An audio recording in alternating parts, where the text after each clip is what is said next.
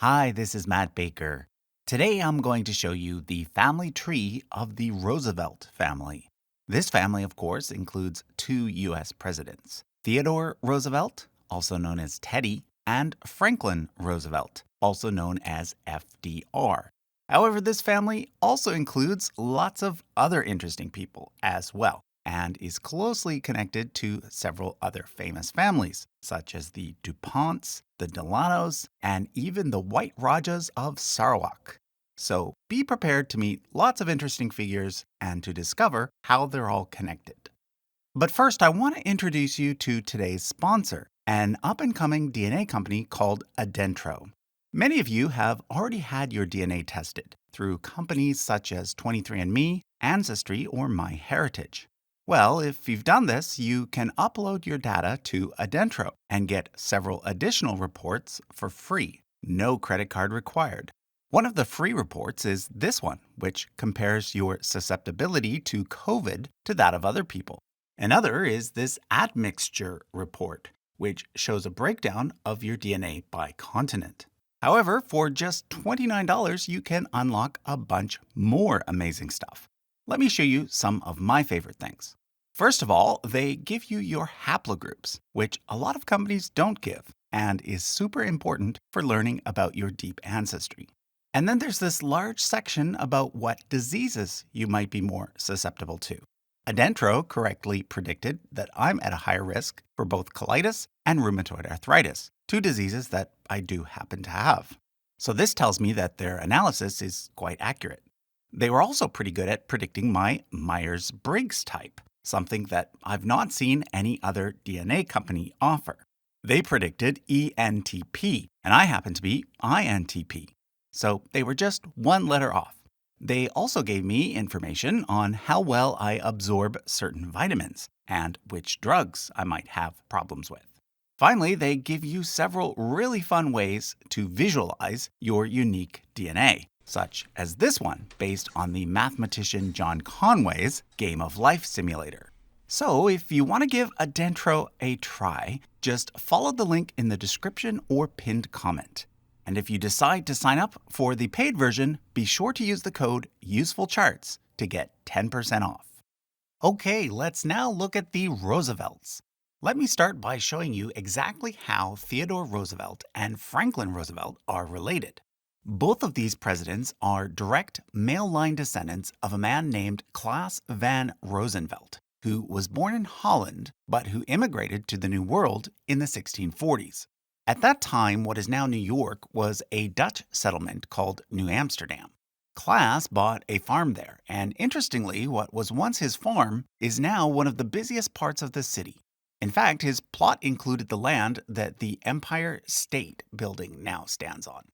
Klaas had a son named Nicholas, who changed the family name from Van Rosenvelt, which meant from the rose field, to Roosevelt. He in turn had 10 children, including Johannes and James. Johannes's family eventually ended up settling in Oyster Bay on Long Island, while James's family settled in Hyde Park on mainland New York. Theodore Roosevelt belongs to the Oyster Bay branch, while Franklin Roosevelt belongs to the Hyde Park branch. So let's trace the two lines down to find the exact relationship. Johannes and James were brothers, which means that their sons, Jacobus and Isaac, were first cousins. These two Jameses were thus second cousins, making their sons, Cornelius and Isaac, third cousins. Theodore Sr. and FDR's father were thus fourth cousins, making the two presidents fifth cousins. Now, fifth cousins is not actually a very close relationship, so even though they shared the same surname, Theodore and FDR are not actually as close as, say, Zachary Taylor and James Madison, who were second cousins. However, Theodore and FDR do have a closer connection through marriage. What a lot of people don't know is that Eleanor Roosevelt was actually herself a Roosevelt. In other words, her last name was Roosevelt even before she married Franklin. That's because her father, Elliot, was Theodore's younger brother. So that makes her Theodore's niece. Okay, so let's now go back and look at Theodore Roosevelt's side of the family in more detail. First of all, I'd like to point out that Nicholas Roosevelt had a sister named Elsie who married a Rutgers. Her great grandson, Henry Rutgers, is the namesake of Rutgers University. Another early descendant of the Roosevelts was Elizabeth de Peyster, the second wife of Charles Willson Peale, the famous Revolutionary era painter who did portraits of people like George Washington and Thomas Jefferson, and who founded America's first art school and art museum in Philadelphia. Their son, Franklin Peale, went on to become the chief coiner at the U.S. Mint. Let's now go to Theodore Roosevelt's great-grandfather, James Roosevelt. He married Maria van Schlock, who was the third cousin of President Martin Van Buren. Together, they had two sons, Cornelius and James. James was the first Roosevelt to serve as a federal politician. He sat in the House of Representatives for one term as a Democrat, before becoming a New York Supreme Court judge. Cornelius, on the other hand, focused more on business. He made a fortune selling window glass and was one of the founding directors of Chemical Bank, which, through a series of acquisitions and mergers, is now part of J.P. Morgan Chase, the largest bank in America. Cornelius has many interesting descendants beyond just his famous grandson, Theodore. These include an Olympic gold medalist, a builder of church organs, an early aviation expert, a war correspondent, and a Hollywood actress. There's even a line that inherited a British title, the Baronetcy of Dunham Lodge. The current holder, Sir Lawrence Clark, ran hurdles for the UK during the 2012 London Olympics. But let's now turn our attention to Cornelius's son, Theodore Sr. He married a woman from the South named Martha Bullock, who some say was the inspiration for the character Scarlett O'Hara from Gone with the Wind. Her two brothers fought on the Confederate side of the Civil War, while Theodore supported the Union. Together, Theodore Sr. and Martha had 4 children. However, they both ended up dying at relatively young ages. Before he died, Theodore Sr. used his considerable wealth, inherited from the family's banking fortunes, to support many causes. For example, helping to found the Met Museum, the American Museum of Natural History, and the New York Children's Orthopedic Hospital.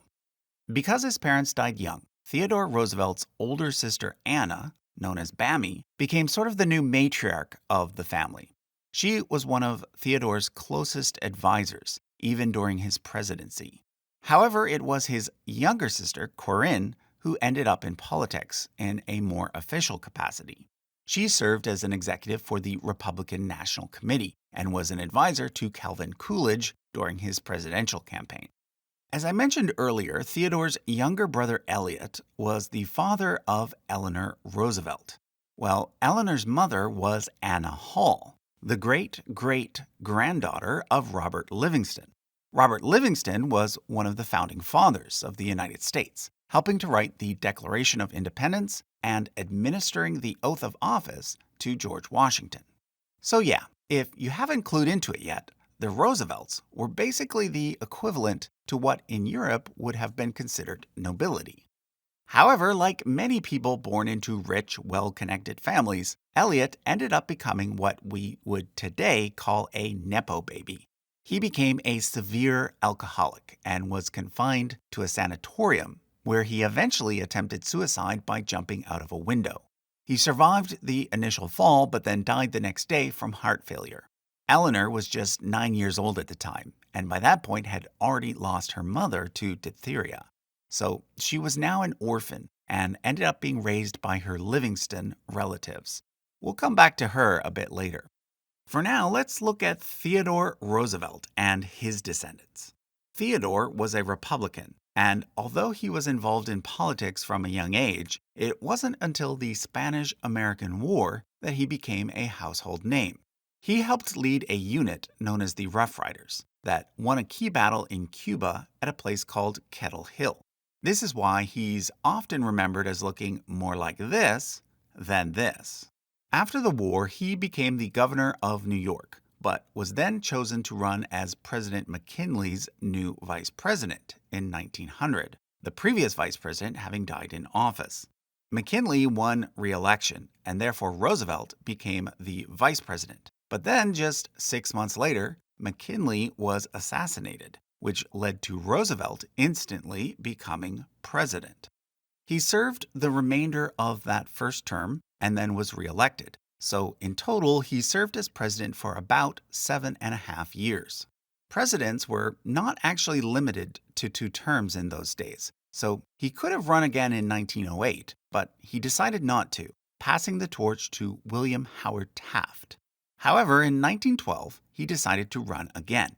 He lost the Republican nomination, so created a new party called the Progressive Party, but better remembered as the Bull Moose Party.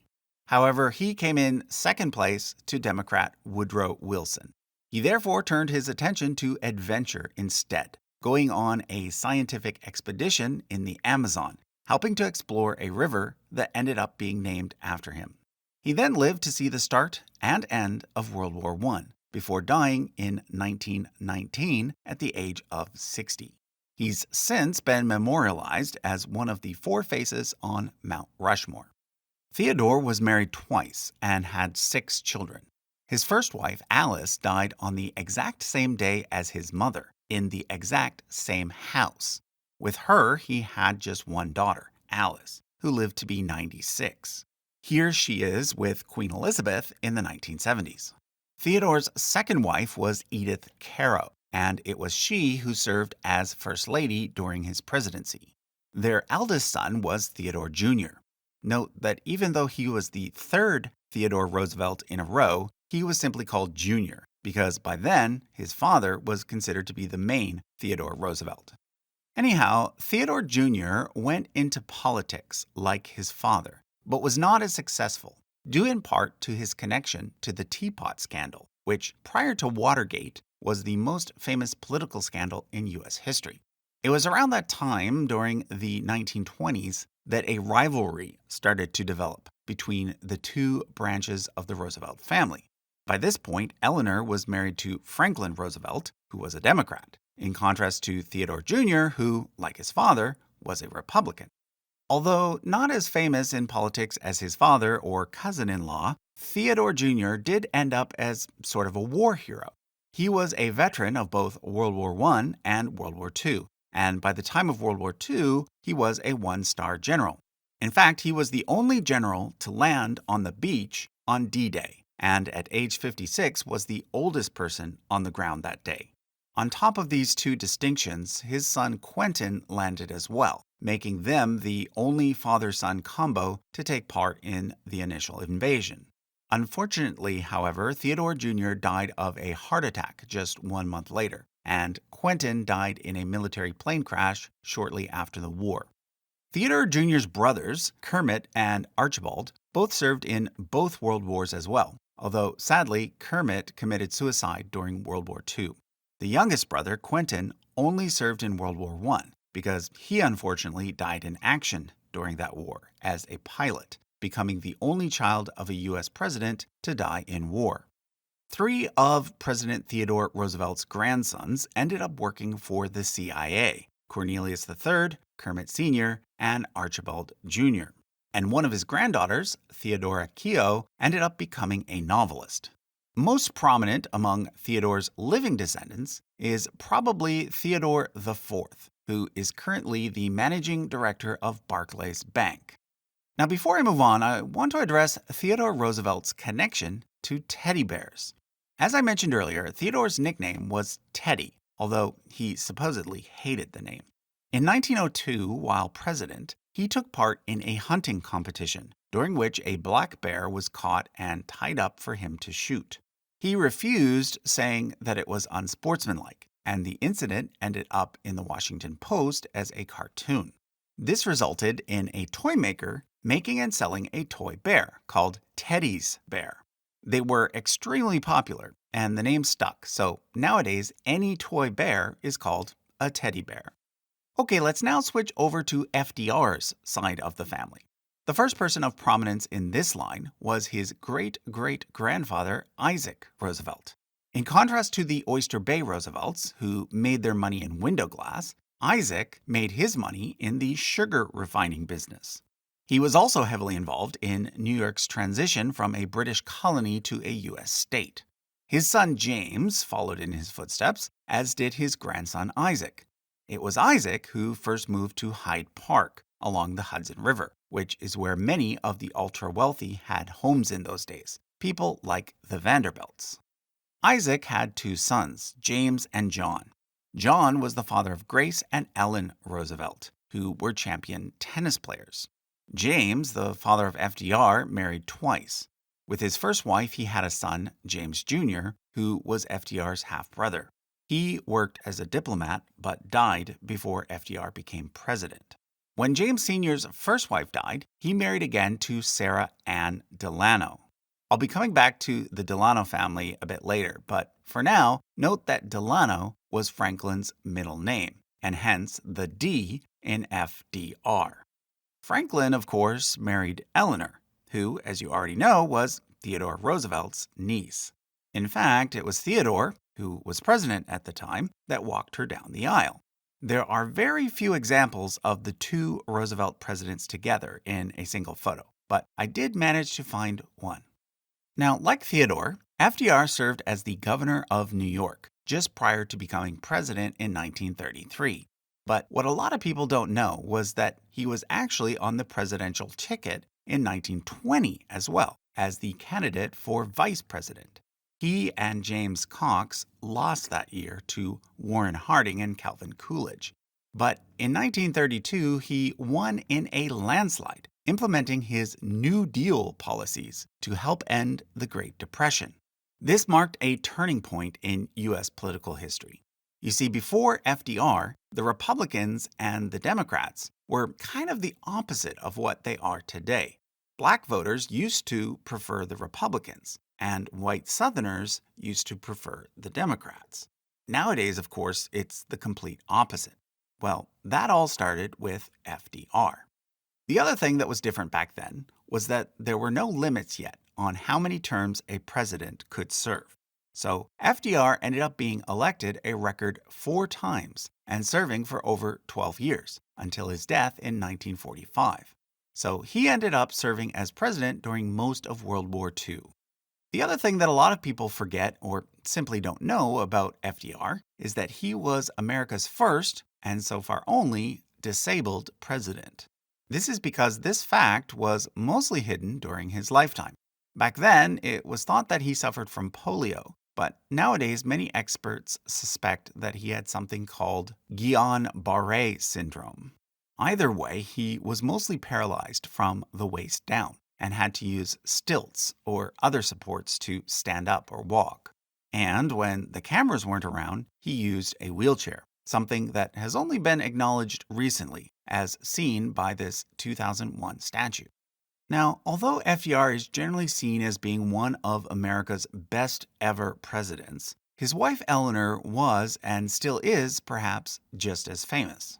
She was one of the most politically active first ladies ever and continued her advocacy work after her husband's death.